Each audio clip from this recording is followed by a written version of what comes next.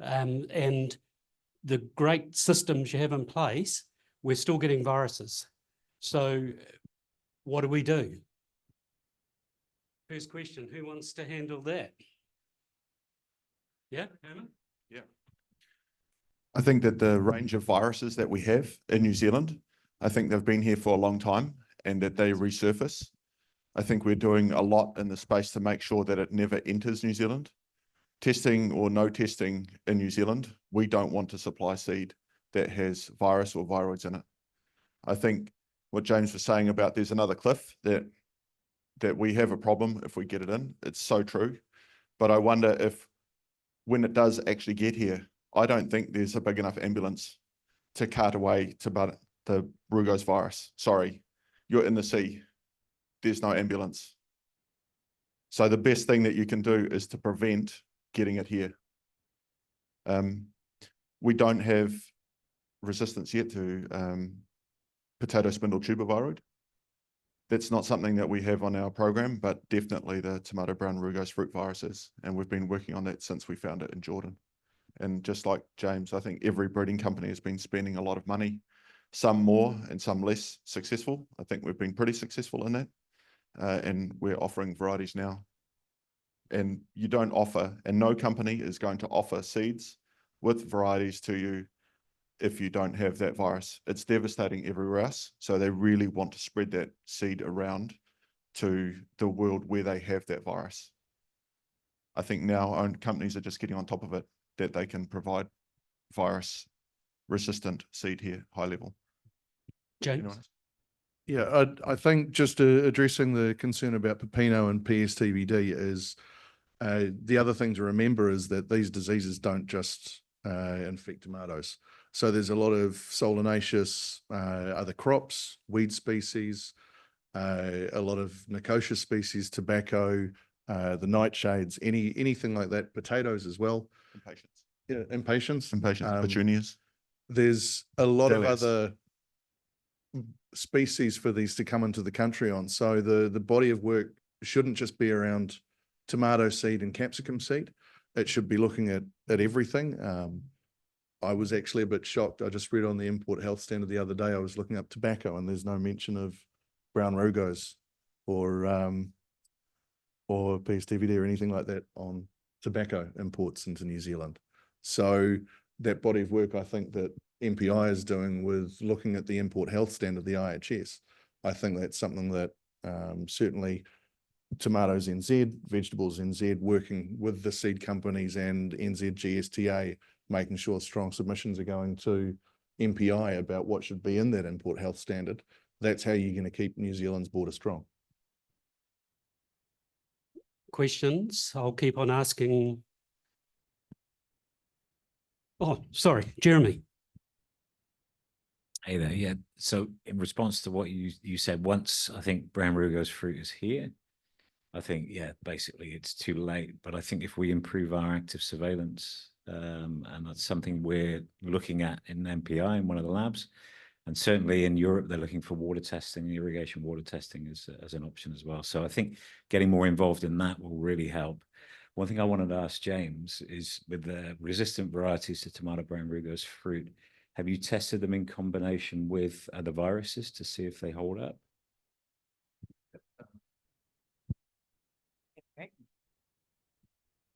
Certainly, we've had some horrifying moments where we've had high resistant material out there in places like Europe and Canada in particular, where we've had growers say, it's got virus, what's going on? And typically what we find in that case is that there is it's Pepino, and the Pepino has been a gateway for a little bit of the brown rugose. I think without the resistance, the crop would have been a disaster. I think Pepino is that guy that turns up to a nice party and everything goes to custard. There's somebody crying in the corner and the window gets broken. Pepino doesn't play well with anyone. But Pepino is here. And as Herman said, unfortunately with Pepino, the rest of the world has a solution in terms of the inoculation. So it's not high on our breeding priorities. And also the way that Pepino works as a disease, it's breeding a resistance for pepino, the changes in pepino, the mutations in pepino, those resistances probably wouldn't last long. So as an economic thing, it's probably not really all that helpful for growers even, because the resistance might last a few years and then it's done and dusted. So where there is a solution in place with the inoculation all through Europe, through the Americas, through the UK, the growers can live with it, and most of them do. How come New Zealand gets these viruses and Australia doesn't when we import the same seeds? Must have become in seed. That's the logical conclusion.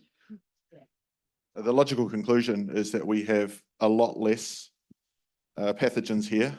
When I look at what growers are doing in New Zealand, I'm very happy with most of the hygiene standards. And I don't think anyone who visits some parts of Australia can say that. There are some real hotbeds of filth. And so you are going to spread viruses in that way.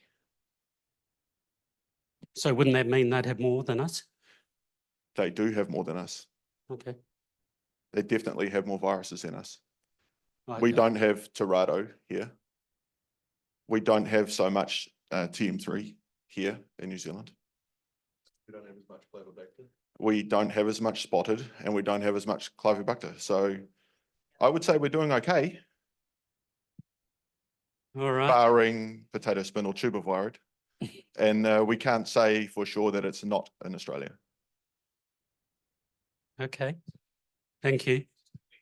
My impression, maybe Chris can actually confirm this or not, but my impression is that Australia's import health standards for seed are much stricter than what we've got in New Zealand.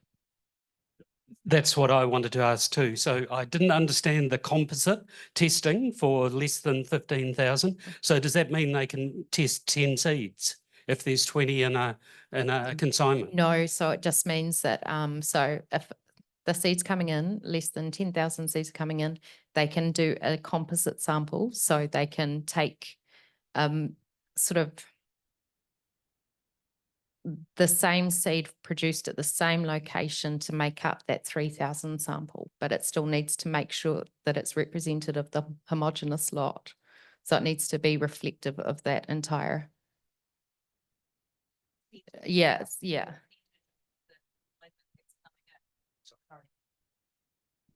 It's a percentage of the consignment coming in, the test that's done, which is, you might have 5 varieties.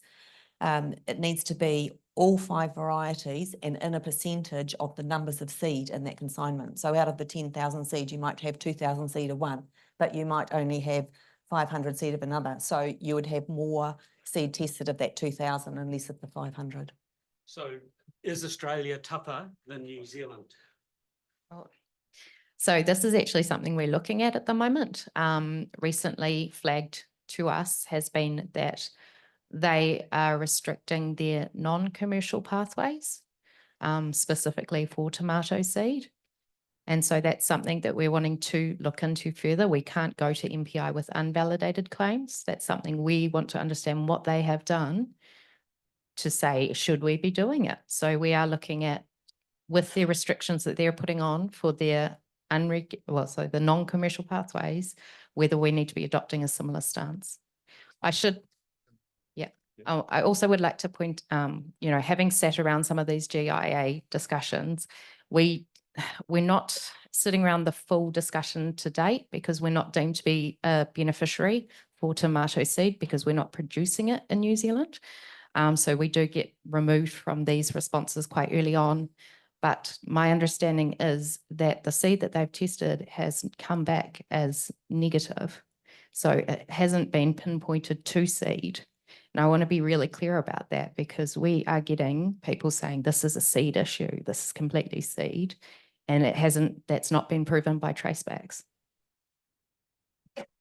I think with regards to the commercial level of testing for Australia, certainly the numbers that they put down for brown rugose for I think it's mild mottle for PSTVD, it tends to be a test on 20,000 seeds.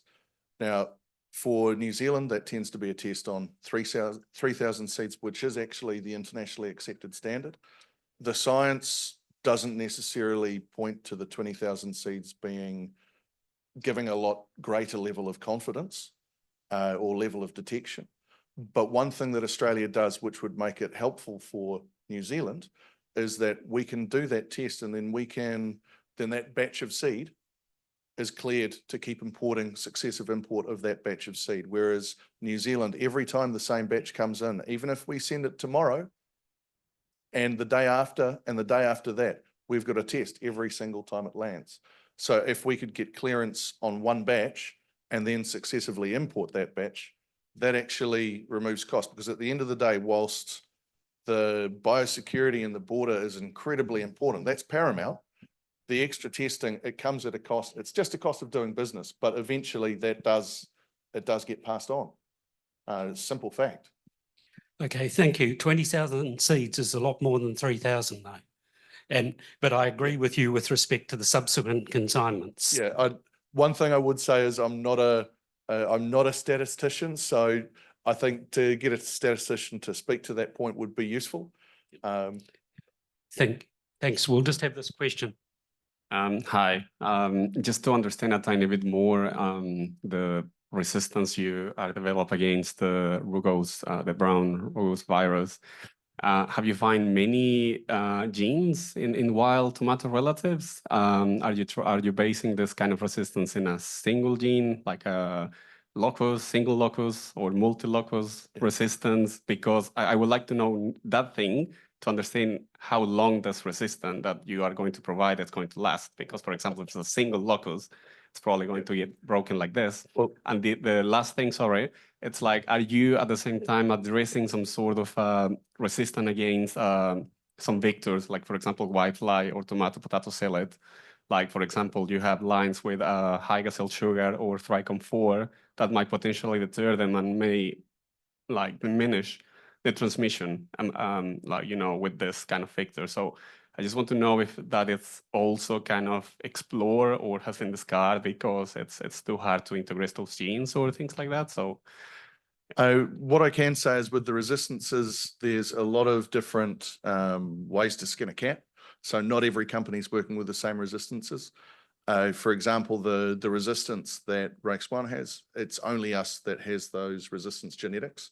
Our brown rugose resistance is a polygenic trait, so it's several different genes. It is a recessive gene, but therefore we use it in both parents. What we have seen is that it's a very, very stable resistance, and having the two separate genes with two different methods of activity, one is essentially it stops the virus from penetrating the cell, and therefore the virus can't replicate. And the other one, I don't understand it personally. I'm not a botanist, but it essentially is a protein that breaks down the virus. So some of the resistances have their positives and their negatives. The negative of ours is probably that it develops in strength as the plant grows, and it's particularly why we say that for hygiene with resistant varieties, it's really, really important to maintain that hygiene. But I would say that for any resistant varieties.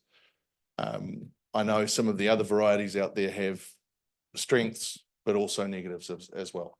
One of our negatives is it brought across a smaller fruit size from the source that we used. And so we're working on getting it into bigger fruited varieties where we have already a lot of commercial smaller fruited varieties in the snacks, the cherries, the cocktails, and the smaller intermediate types. We're now working on the beef and the large TOV, whereas I know NZ were able to work from the large size down almost. So it's different sources of genetics. I can't speak to the NZ sources. I know a bit about them, but I won't. I'll let Herman answer those questions. But yeah, ours is a polygenic trait, and it's really, really stable. Herman? I'll keep it short. I've got the hurried up. So we've got 3 different genes, mostly working with one. And the way that it works is the same as TMV. So it kills the cell. The cell that has the virus in it kills it, and the surrounding cells around it, so it can't spread. That's it. I think we're wrapping up. We'll wrap up soon. Is there any last question? Because I've got one. Okay, Stefan. Papino, So we don't have the inoculation here. We've put it in the bit too hard basket. Is it an issue for us not to keep looking, investigating to get the inoculation here at some stage? Depends, Stefan, on whether or not you see Pepino as an issue. Is it an issue? I think it is. Yeah, it is. So, I mean, as difficult as it might be, I think the only long-term solution is probably to try and get that through, or learn to live with Pepino. There are ways to grow with it. It's an incredibly generative steer on your crop. You just need to learn to grow well, it's tough. You have to grow differently with Pepino as opposed to without. We know that getting an infection in a crop that's under full load and under stress, that's a nightmare. But if you have a nice even infection when it's young, like they do in Europe and the States, Canada, then you can control it. It's simply a variable in growing. And yeah, it's the resistances. There are genetic sources of resistances, but it's not a priority because the rest of the world doesn't see it as a priority. And unfortunately, the economics come into play. Yes. Ladies, you haven't had a chance to say much. Is there any comments you'd like to make before I ask my last question?